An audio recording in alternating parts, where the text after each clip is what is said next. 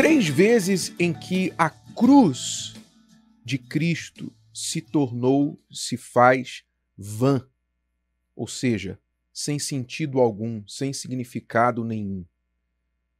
O apóstolo Paulo, lá em 1 Coríntios, capítulo 1 e versículo 17, já falava sobre a vaidade da cruz. A vaidade da cruz quer dizer, quando a cruz se tornou um objeto sem nenhum valor, sem nenhum sentido, sem nenhum significado, sem nenhuma importância ou utilidade. Nós lemos lá em 1 Coríntios 1,17, ele diz, para que a cruz de Cristo se não faça vã. Ou seja, já naquela época, já na época do apóstolo Paulo, alguns anos depois da crucificação do Senhor Jesus, crucificação e ressurreição, já alguns que tomavam conhecimento deste fato não tiravam nenhuma utilidade, nenhum proveito dele. Simplesmente conheciam a história, Jesus morreu na cruz, e daí? E segue, vida que segue. Ora, se isso já acontecia alguns anos depois da morte de Jesus, nós vamos completar 2000 anos depois da morte dele em 2029. 2000 anos depois da morte de Jesus. E ainda hoje, muita gente vive em total indiferença ao que aconteceu na cruz. Ora, então aquilo que Paulo falou para que a cruz de Cristo não se faça vã, hoje é uma coisa corriqueira. Eu vou te dar 3 exemplos de como isso acontece hoje. Existem mais, mas eu vou te dar 3 exemplos. Primeiro exemplo é quando a cruz se torna um mero acessório. Né? Um acessório, uma bijuteria, uma joia, alguma coisa que a pessoa usa no seu corpo como um enfeite. Eu não estou dizendo que é errado você ter uma cruz vazia, não é? Que ainda tem essa, né? Porque a cruz, muitas cruzes por aí tem o Cristo ainda crucificado. Né? E ele não está mais crucificado. Além de ser uma mentira que ele não está crucificado, ele passou pela cruz, mas não está mais na cruz.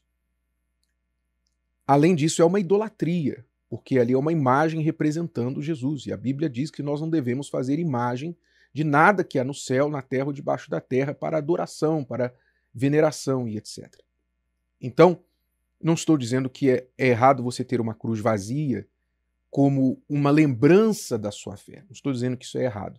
Eu estou falando aqui daquelas pessoas que, sem entender nada sobre a cruz, mas por uma mera tradição religiosa ou simplesmente porque é bonito, elas colocam aquilo no pescoço, na pulseira, no brinco, em qualquer lugar. Ou tatua o seu corpo, enfim, coloca ali a imagem da cruz para tentar dar algum significado que eles nem sabem bem o que é. Não é? Você vê algum artista, né? Famosamente a cantora Madonna, que começou a explorar a cruz como um objeto de marketing das suas músicas e dos seus shows e etc. Então, é um exemplo de como a cruz se faz hoje um mero acessório e, por isso, vã na vida dessas pessoas. Segundo exemplo é quando a cruz é usada apenas como religiosidade, um símbolo religioso. Então, eu me lembro que eu cresci aprendendo que toda vez que eu passava em frente a uma igreja, eu deveria fazer o sinal da cruz. A igreja e cemitério, não sei por quê.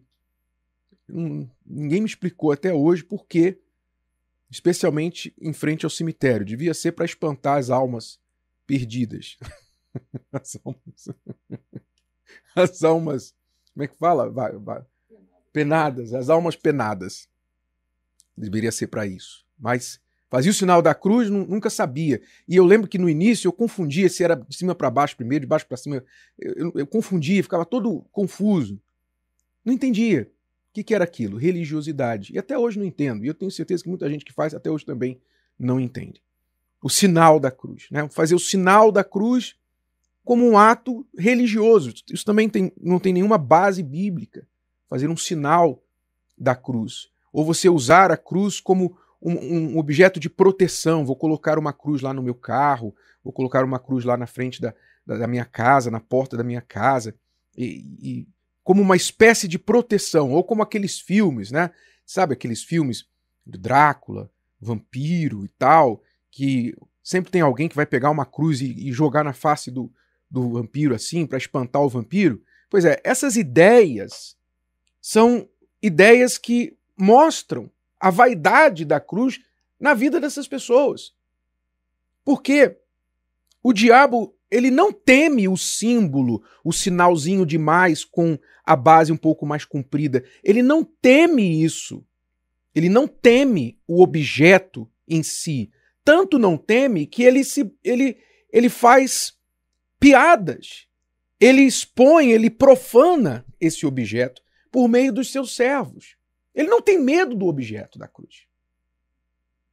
Então as pessoas usam a cruz como objeto religioso pensando, não, isso aqui vai me trazer boa sorte, vai me atrair boas energias e coisas da natureza. Quer dizer, uma religiosidade, assim como alguns usam um patuá para isso, usam a figa para aquilo, usam o olho egípcio para aquilo, usam o objeto, usa a cor da roupa de um jeito, de outro jeito, para atrair sorte ou espantar azar. A cruz não é um objeto religioso. A cruz não deve ser usada dessa forma. Então, mais um exemplo de como ela se tornou vã na vida de muitas pessoas. E terceiro exemplo de como a cruz tem se feito vã é quando ela é usada apenas como um símbolo, sem entendimento do que ela simboliza.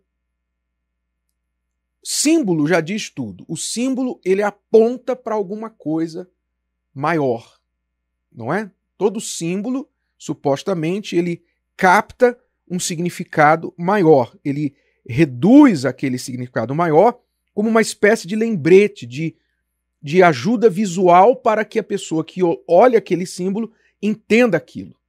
Então, por exemplo, você vê lá o símbolo do hospital. No mundo inteiro onde você vai tem lá uma cruz, curiosamente uma cruz que indica ajuda, não é? Socorro. Tem lá a cruz do hospital, ou um H do hospital. No mundo inteiro você vê aquilo, você sabe, ali tem um hospital. Aquela placa indica um hospital. Então, mas ninguém corre para a placa. Ninguém doente corre para a placa e fala, me ajuda. Não.